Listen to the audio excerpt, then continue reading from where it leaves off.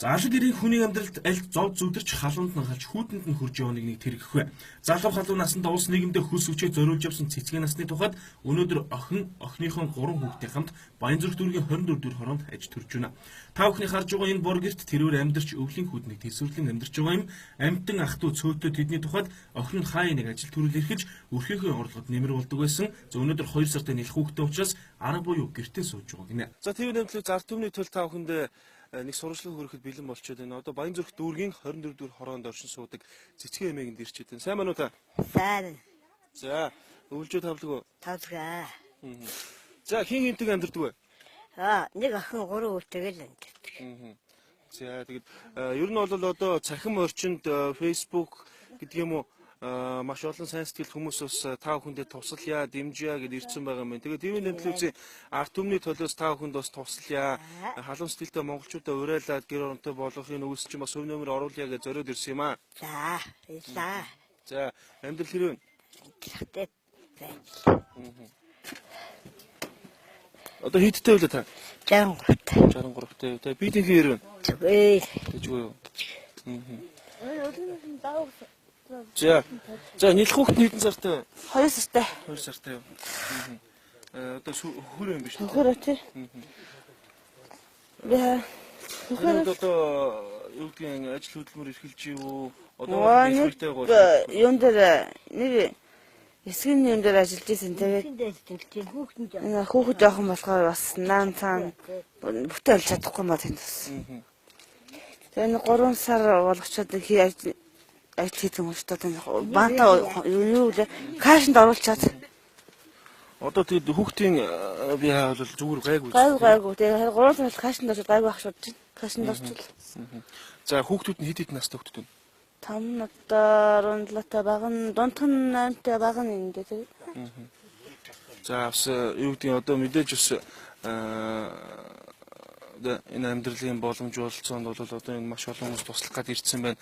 Одоо маргааш бол бас сайхан гэр орон шинээр бариад ингээд бүгд гэр оронд орох гэж байгаа юм биш үү? Сэтгэл ямар байна? Өндөр байна. Хүмүүст баярлж байна. За том хүү юм хийдгүү одоо гэр оюут нь тий хаан сурдаг вэ? Энэ дараа бат юм сурдаг юм сурдаг барилга холоо шүү дээ. Зүг. Одоо бол ер нь удахгүй тус торлоо шүү дээ. Тий. Франч болох гэдэг нэг бас хэрэгтэй юм уу гэдэг байгаа. Яар зэрэгтэй бас. Хизээ төгсгөө. Иргэжил төгсгөө. Тий. Одоо тэгээд ер нь юу гэдэг таныг гэрт суучаар энэ гэрийн орлого морлого юу болж ин хин би ч нэг ажлууд явах мөнгө хий чинь ажлаагүй үед нь ээж явах тэтгэврийн мөнгөөр хоол олно мэлждэг. За. Эмээ тэтгэвэр авдаг уу? Авдаг. За. Тэтгэврийн мөнгө гэж одоо сард хэдэн төгрөг авч байна? 251 мянга. За. Юу хийж исэн бэ эмээ залуучаа? Залуучаа би Төв аймаг Угтал сайдсан тэжил үлдэрдэг. Маш удаа ажилласан уу? 20 хэдэн жил. 20 жил ажилласан. За тэгээд тэндээсээ тэтгэвртэй гарсан тийм үү? Тэгээд тэрнийхээ юугаал тэтгэвртэй гарч байгаа. За амтач тийм нэрлэж арт түмний төлөөс та хүнд бол бас одоо энэ сайхан сэтгэлтэй хүмүүсийн одоо энэ хүргэж байгаа үүсэд бас баярлалаа гэж хэлэх гээд арт түмэндээ бол юу гэдгийг манай монголчууд ч юм шүү дээ ер нь бол маш сайхан халуун сэтгэлтэй хүмүүс үүдэг ядарч зовж байгаа тусалцаа хэрэгтэй байгаа нэгэндээ бол одоо халуун сэтгэлээр чад хатгаараа туслаад энийг өөдөн татаад ингээ авдаг ийм сайхан арт түмэн байгаа шүү дээ. Тэгээ Монголын арт түмэнд хандаж юу гэж хэлмээр байна бас хүсэх зүйл өнөө танаас. Монголын арт түмэнд хандаж баярлалаа гэж хэлмээр байна. Шин цэцэг бүсгийн тухайд одоогор нэлэх хүүхдээ харж гэртээ суухаас өөр аргагүй байгаа ч за тун удахгүй ажил төрөлд орох чин хүсэлтэй байдгийг хэлсэн юм. За түүний том хүн одоо 17 настай цахилгаанчны мэрэгжил сургалт үйлдвэрлэлийн төв сурдаг гинлээ.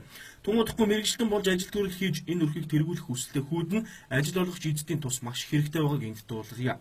Итгэл сэтгэлийн гүр, сүм сэтгэлийн дэм, гэгээн үс зэрэг төрийн бус байгууллагууд энэ айлд туслаж гэр орныг шинэ гэрээр сольж хувцас сунаргээд одоогоор хэрэгтэй байгаа зүйлсээс нүгхүр болж байгаа нь баяртай мэдээ санагдлаа.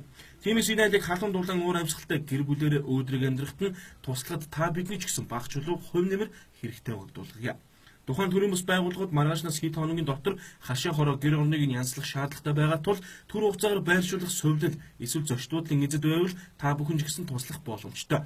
Дэмдэмэндээ дээс эрчимтэй гэдэгчлэн нэг ч гэсэн айл өрхөө аз жаргалтай нуруу тэнэгэр амьдрахад нь тусалцгаая сайн ус бүхэн дэлгэрэх болтугай.